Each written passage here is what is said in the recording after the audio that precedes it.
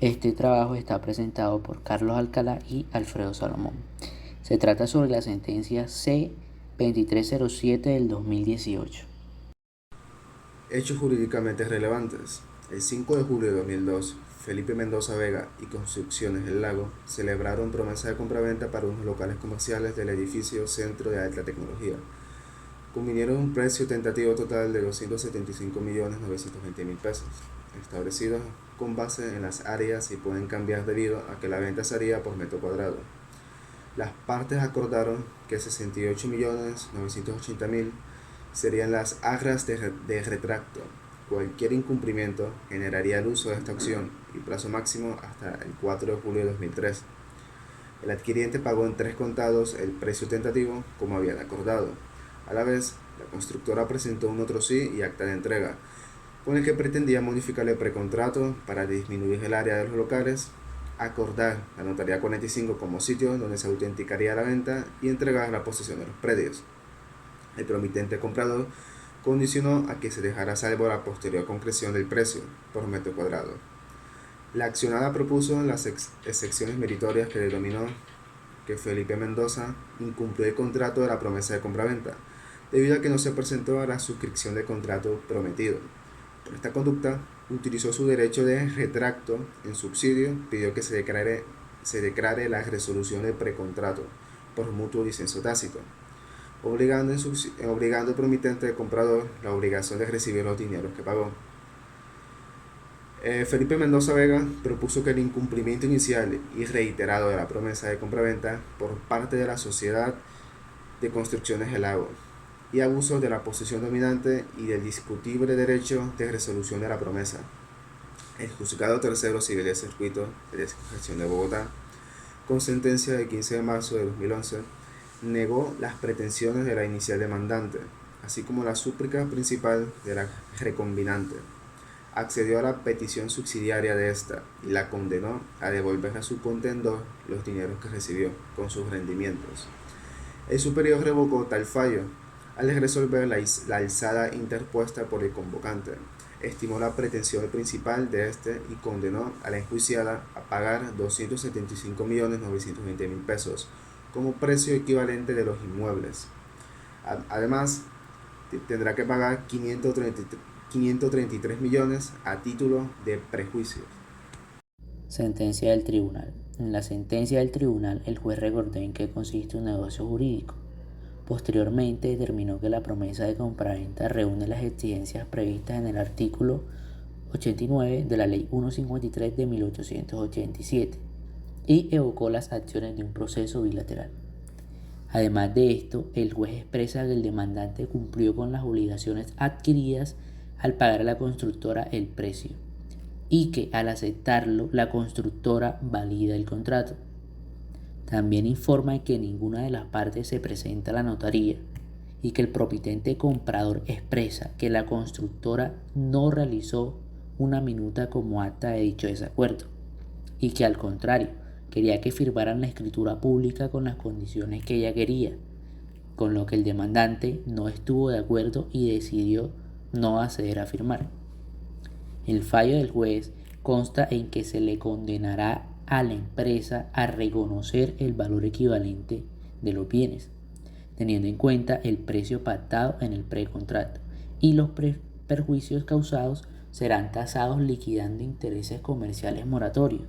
Además, declara que la constructora no honró su promesa, presentando un retrato de su contraparte, por lo que es inviable la resolución del precontrato por mutuo disenso tácito, ya que hubo un incumplimiento recíproco. Fallo del recurso de casación.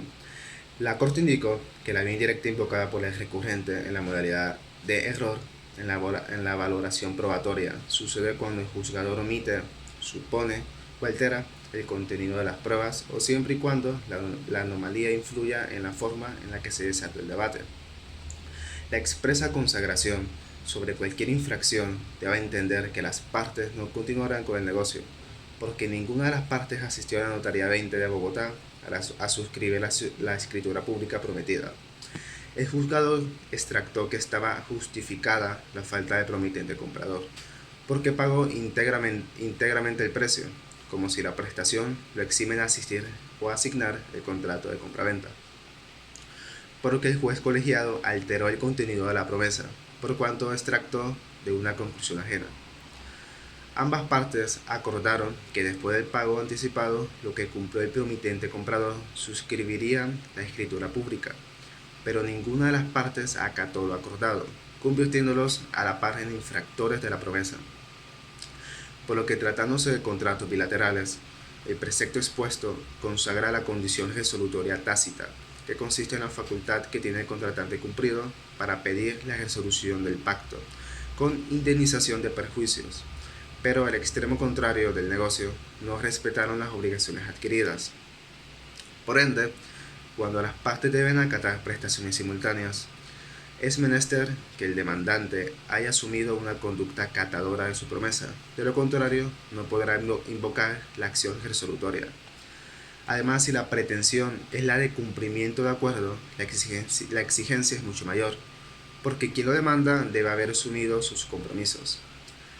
Además, el tribunal se equivocó en la aplicación de los artículos 1546 y 1609 del Código Civil, tergiversando los medios probatorios y concluyendo que el promitente comprador justificó su cumplimiento contractual.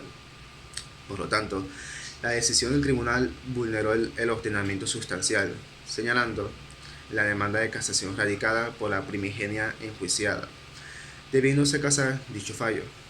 En conclusión, en sede de instancia deba la Corte proferir la que debe reemplazar y por sustracción de materia, sea necesario el análisis de los cargos planteados por el primer convocante. Pretensiones de la demanda de Construcciones del Lago.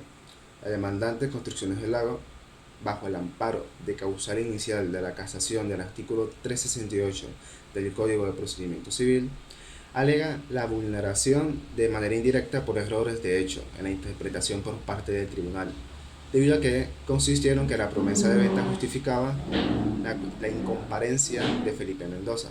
Además, argumentó que el demandante Felipe Mendoza Vega carecía de legitimación para solicitar el cumplimiento de la promesa, debido a que la incumplió al no asistir a la Notaría 20 de Bogotá como estaba pactado. La demandante concluyó que fueron indebidamente valoradas las comunicaciones del 1 y 22 de agosto de 2003. El promotor pidió a la convocada la elaboración de la minuta de compraventa y manifestó su deseo de preservar el negocio, pero de dichas peticiones fueron posteriores a la fecha acordada, es decir, cuando el accionante había incumplido el precontrato. En la decisión, el juez casa la sentencia del 28 de septiembre del 2011, proferida en la Sala Civil del Tribunal Superior del Distrito Judicial de Bogotá, en el proceso ordinario que promovió Felipe Mendoza Vega contra Construcciones El Lago LTDA y en sede de instancia.